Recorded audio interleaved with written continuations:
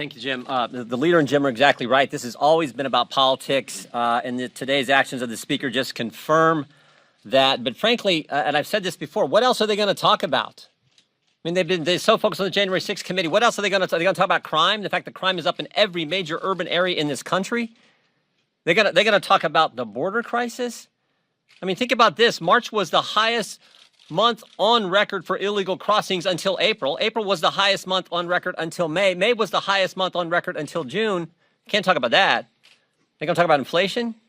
They're going to talk about the fact that the price of eggs is up, the price of milk is up, the price of bread is up, the price of gas is up, the price of an airline ticket is up, the price of the price of everything is up. They can't talk about that. So they're going to be partisan, and they're going to focus on this. But as the leader said, and as Mr. Banks said, I don't think they're going to address the fundamental question. The fundamental question of why wasn't there a proper security presence at the Capitol that day? They're not going to address that. And only one person can answer that question. Only one. Speaker of the United States House of Representatives. My hunch is the reason they don't want to address that question, my hunch is because what happened all last year? The Democrats normalized anarchy. They normalized rioting and looting. And when rioters and looters attacked our law enforcement personnel, when rioters and looters destroyed small businesses, what did Democrats do? They went out and raised money to bail them out of jail, and they continue to talk about defunding the police, and in fact did that in all these major urban areas, which is why crime is up.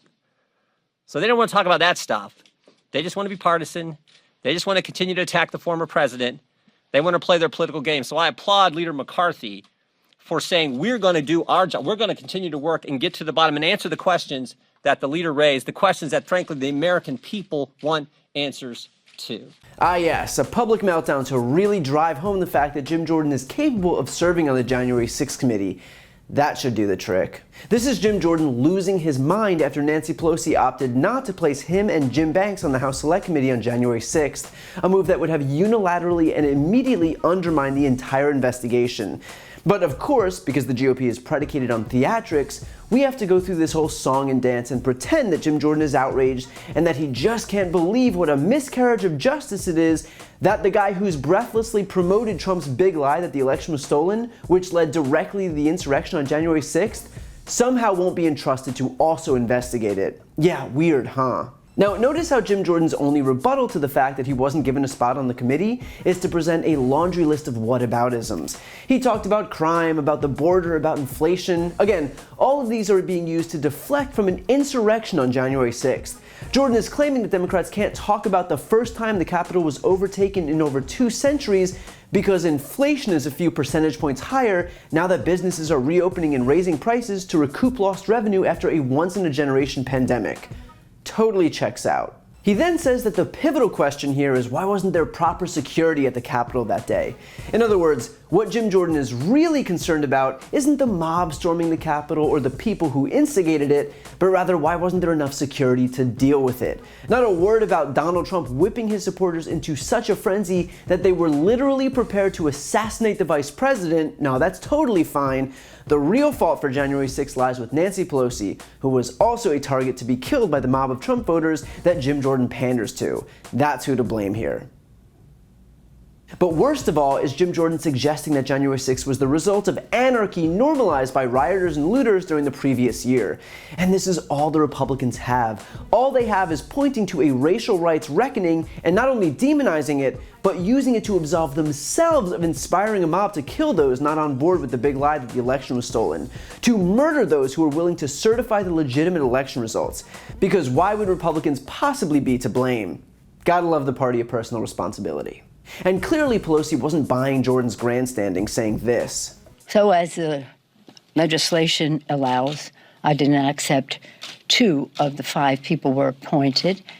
They have made statements and taken actions that I think would impact the integrity of the commission, of the committee, the work of the committee. This is deadly serious. This is about our Constitution. It's about our country. It's an assault on the Capitol that is being mischaracterized for some reason at the expense of finding the truth for the American people. And it wasn't just Pelosi. Even Liz Cheney, a Republican, acknowledged that Jim Jordan wasn't even close to being qualified to serve on this committee. Today, the Speaker objected to 2 Republican members. She accepted 3 others. She objected to 2, one of whom may well be a material witness to events that led to that day, that led to January 6th. The other, who disqualified himself by his comments in particular over the last 24 hours, demonstrating that he is not taking this seriously.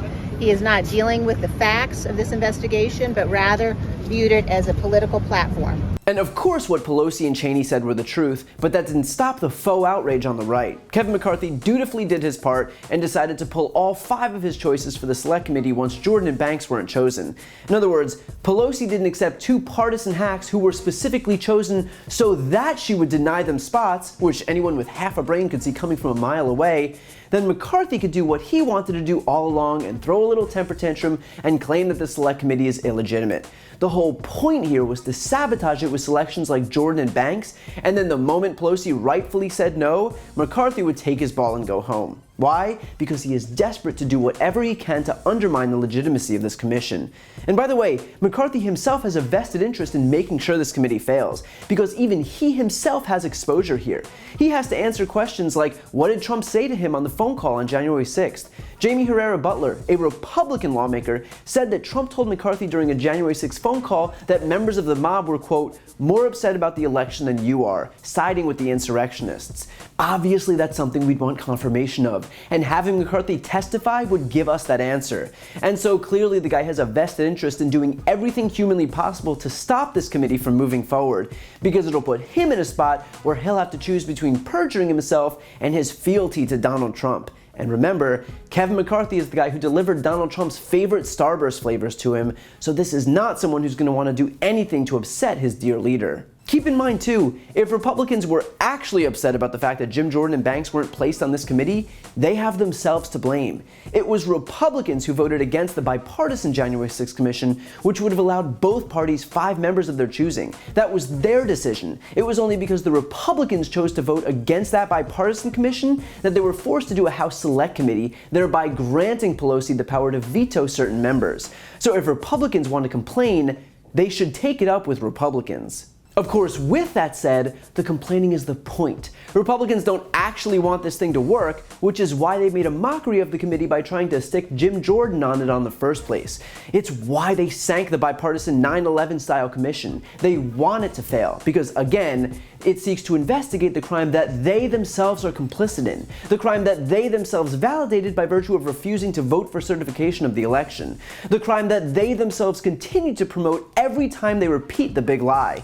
The fact that we really expect the people who are sowing distrust about the election, the natural conclusion of which was the insurrection at the Capitol, to then conduct a proper investigation of that same insurrection is like asking Al-Qaeda to investigate 9/11.